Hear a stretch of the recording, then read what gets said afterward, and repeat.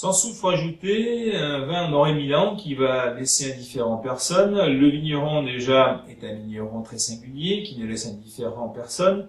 Et il propose ici un vin sans SO2, sans dioxyde de soufre. Alors d'abord, pourquoi est-ce qu'on utilise du dioxyde de soufre pendant les fermentations et juste avant la mise? Eh bien parce que le dioxyde de soufre a différentes propriétés, notamment antioxydant, il sélectionne des levures, il a aussi des propriétés antiseptiques, antibactériennes, et ça permet bien entendu de maîtriser les vinifications, les fraîcheurs, éviter que ça parte sur l'oxydation. Alors évidemment, quand on ne l'utilise pas, eh bien, il faut trouver une parade au SO2. Et bien, très souvent, on maintient sous gaz inerte les vins de sorte que, effectivement, il n'y ait pas d'oxydation. C'est aussi la raison pour laquelle on peut avoir un petit peu de dégagement gazeux sur les vins travaillés sans soufre ajouté. Ici, nous sommes sur un vin donc des Baux de Provence.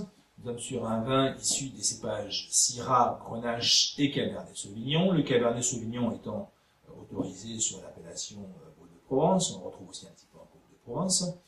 Et néanmoins, c'est pas plus de 20% de la proportion de ce vin, puisque nous avons ici plutôt une dominante de cépage Syrah.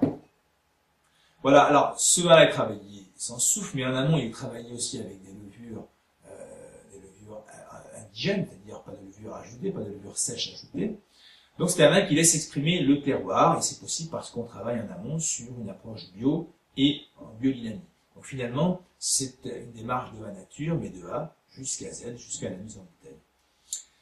Voilà, alors ce vin se révèle d'une couleur grenat, profonde, avec une belle viscosité. L'aspect assez jeune, on a une légère turpitude, qui est certainement due au fait qu'il n'est pas collé, qu'il ne soit ni collé ni filtré. C'est un vin qui n'a même pas été éraflé en amont. On va garder vraiment une jolie texture de fruits, on va essayer de garder un maximum de matière, de structure. Voilà, ça c'est vraiment la philosophie de ce vin.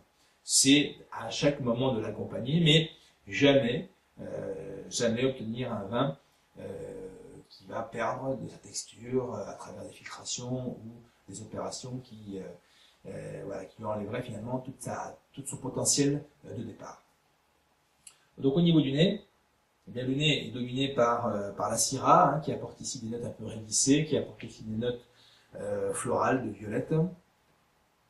On a les épices. Le Grenache derrière, eh bien, s'impose avec des nuances de cerises confites.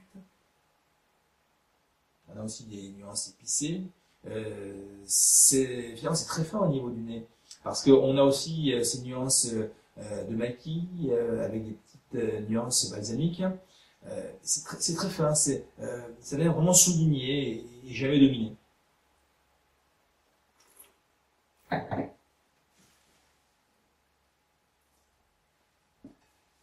Belle texture, belle fraîcheur, une jolie chair ample, avec des jolis tanins bien serrés. On a un petit dégagement gazeux, on a préservé un petit peu de gaz carbonique, et donc on a effectivement quelques petites bulles encore en bouche, mais rien de gênant, rien d'agressif, encore une fois. On a vraiment un ensemble harmonieux en bouche, des belles textures. C'est à la fois soyeux, c'est savoureux, c'est appétant. Voilà un vin sans soufre qui est maîtrisé. Et quand les vinifications sont maîtrisées, quelle que soit finalement l'approche initiale, eh bien, nous avons un vin équilibré et un vin qui pourra également rester dans le temps, lire dans le temps. Alors, sur quoi est-ce qu'on va pouvoir proposer ce vin-là? Eh bien, moi, j'y verrais bien une cuisine, un petit tour de Rossini, pourquoi pas, parce qu'on a des belles textures, de la matière, on commence à avoir des petites nuances un petit peu évoluées, ça truffe légèrement parce que la Syrah, elle apporte des petites nuances un petit peu truffées dès maintenant. On pourrait proposer aussi une petite tourte de chevreuil, ça irait très très bien, ou alors carrément partir sur du canard, qu'on pourrait travailler par exemple à travers une petite réduction aux épices. Voilà, donc c'est un vin assez gastronomique, on peut y trouver différentes approches. Alors, c'est un vin qu'on servira à une température de 15 degrés, qu'on peut aérer un petit peu à l'avance, c'est-à-dire 1 heure, voire 2 heures en carafe, avant la consommation. C'est un vin qu'on va pouvoir garder aussi 7 à 8 ans, et puis ça laissera aussi le temps finalement à ces petites bulles présentes, qui ne sont pas des bulles qui sont apportées par un redémarrage de fermentation, mais des bulles qui sont bien conservées donc de la fermentation initiale.